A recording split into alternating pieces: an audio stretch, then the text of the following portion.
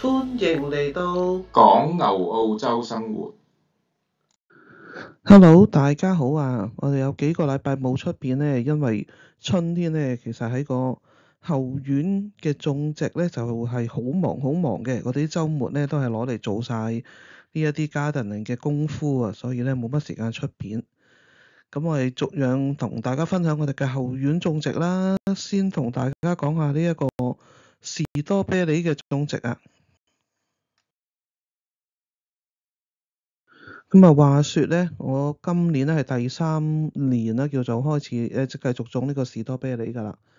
咁第一年種嘅時候咧，經驗不足啦，知識又不足啦，基本上咧就全軍覆沒。咁跟住咧就再接再厲，再買再種。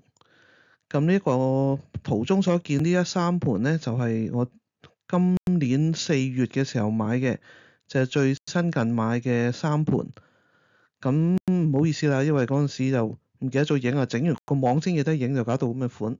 不過你都可以依稀見到咧，3盤苗咧就唔係好大，每一盤咧都係得2-3塊葉嘅啫。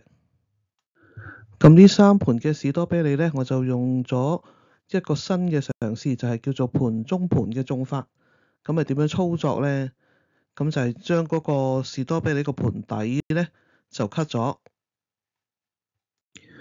咁然之後將呢一個冇咗花盆底嘅連埋盆花咧，就種落一個長條形嘅一個種植箱裏邊。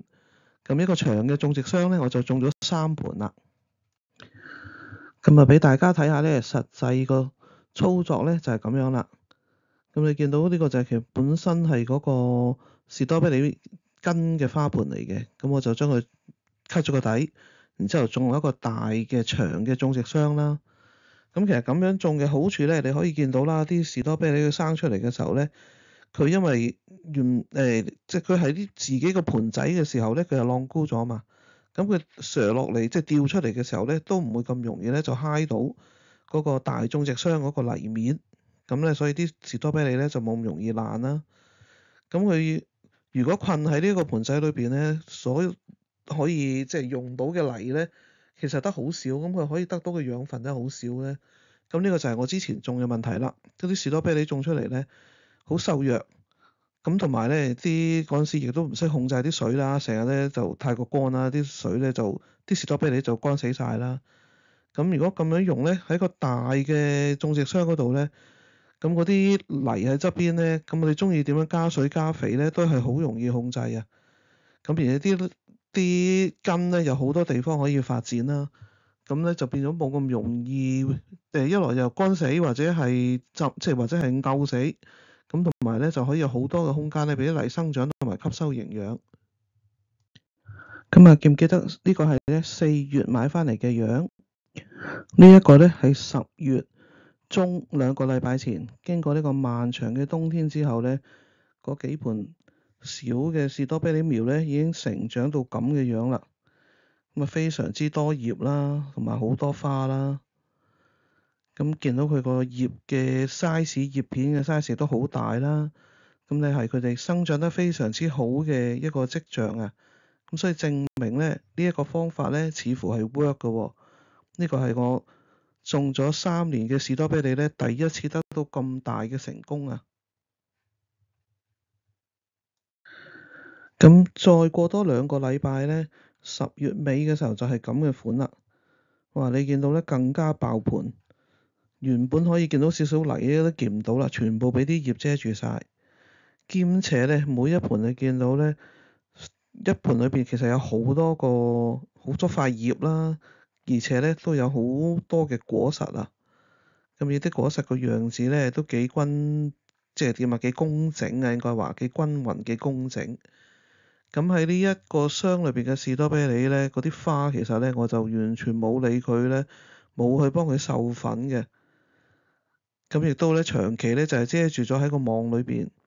咁其實佢授到粉咧，我覺得都幾神奇嘅。咁啊，一來有風啦，二來當然一定泥係裏邊一定係有啲小昆蟲啦、蟻啊，有啲小嘅昆蟲咧，即係在所難免㗎啦。咁個網咧即係防到啲大隻嘅蝴蝶，不過亦都阻止咗啲蜜蜂啦。咁但係即係出乎我意料之外咧，佢嗰啲授粉嘅情況都做得唔錯喎，都有幾多咧，即係嗰個形狀工整嘅一啲果實，所以今次真係好滿意啊！咁啊，除咗頭先見到嘅長嘅種植箱裏邊嗰3盆就係今年買㗎啦。咁其實舊年嗰啲咧都未至於完全全軍覆沒嘅，第一年嗰啲係全軍覆沒啦，跟住再去買咧就係依家見到嗰啲啦。咁其實我買嘅咧就係大致上就係2個呢一種圓嘅盤，裏邊有幾棵嘅士多啤梨苗啦。咁就一盤咧，因為佢有啲叫做 runners 咁樣走出嚟嘅，咁其實咧就慢慢咧就發展成變咗有10幾盤喺度啦。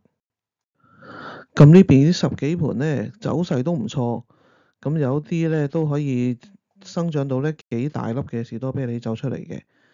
咁呢一粒咧應該係我種咁耐士多啤梨咧最大嘅一粒嚟㗎啦。咁啊形狀咧都幾豐滿。咁喺呢2個架上面嘅士多啤梨咧，全部都係源自嗰2個圓嘅盤啦。咁因為佢一盤其實有好幾棵㗎嘛，咁我就將佢分咗出嚟，一棵就一盤啦，然之後亦都有啲 runners 咧，咁就係可以即係繁殖下一代嘅士多啤梨。咁你啲10幾盤咧，全部都係嚟自嗰2盤㗎啦。咁移植出嚟嘅咧，唔係全部都可以生存到嘅，有一啲咧其實都即係唔得嘅。咁而家剩翻呢10幾盤咧，就係即係可以繼續生存落嚟嘅士多啤梨啦。咁你見有某一啲盤咧，佢嗰個成績都唔錯㗎，咁就可以有好幾個果啦。不過個果嘅 size 咧，大致上都唔算好大，係頭先啱啱摘嗰粒咧就比較大啲。咁呢一個架上面嘅士多啤梨咧，就全部都係有呢一個灌水即係灌溉嘅系統嘅。咁有上面嗰層啦，同埋下邊嗰層嘅。好啦，牛嫂咧就啱啱講完咧佢種植士多啤梨多年嘅心得同埋一啲失敗嘅經驗啦。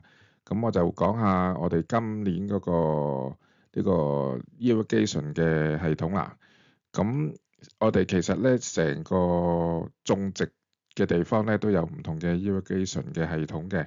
咁士多啤梨呢一 part 咧，主要都係用一個比較小型啲，係一個太陽能嘅做發電嘅一個 timer 去做 irrigation 嘅。咁而家圖中睇到咧就係嗰塊太陽能板。咁太陽能板咧紮住嗰個綠色嗰嚿嘢咧，就係一個 timer 嚟嘅。咁咧就可以定時定候咧 set 咗做，可以係24小時啊、12小時啊嘅唔同嘅 setting 嘅。咁可以係由5分鐘啦、15分鐘咁樣啦。咁依家我哋暫時用緊嘅 setting 咧就係每24小時咧就放5分鐘嘅水嘅。咁就暫時個效果係 OK 嘅。咁呢個供水系統咧，其實係用 dripping 嘅。咁個水嘅來源咧就係呢個藍色嘅膠桶啦。咁喺 reject shop 買嘅。咁咪就會有個泵啦，將啲水吸上去，然後就按時咁樣喺每一盤嗰個 dripper 咧就流啲水落去嘅。咁以我哋依家用緊嗰個流量咧，其實如果一桶滿嘅水，應該係32 lit 咧，係應該係可以超過1個星期嘅，即係個供水係可以超過一個星期嘅。經過呢2-3年嘅種植經驗咧，我覺得種植咧其實真係一門專門嘅學問啊！你又需要有相應嘅知識啦，又要學識隨機應變咁樣咧，去到即係俾啲植物，俾佢哋安排合適嘅水分啊，同埋呢個養分。咁有咗牛哥嘅呢個供水嘅系統咧，確實就方便咗唔少。以前咧就要自己人手出去淋咧，有時淋少咗就乾得滯啦。咁所以初嗰啲士多啤梨就乾死咗啦，第一年。咁有時淋得太多咧，又驚自己即係淋到太多會即係所謂即係點樣啊，焗死咗啲根啦。咁依家呢個自動可以定時定候咁樣出水咧，自己又唔使煩，調啱咗個水量咧，佢個植物咧又生長得相當之唔錯。咁唔知大家有冇咧都係呢一個種植嘅經驗同埋心得咧，都可以喺留言嗰度咧就分享下啦。今日嘅分享就到呢度啦。咁咁多謝大家嘅收看。如果你都鍾意呢條片或者覺得有幫助嘅，咁可以 like、share 同 subscribe 我哋嘅 channel 啦，仲要多啲留言啊！拜拜。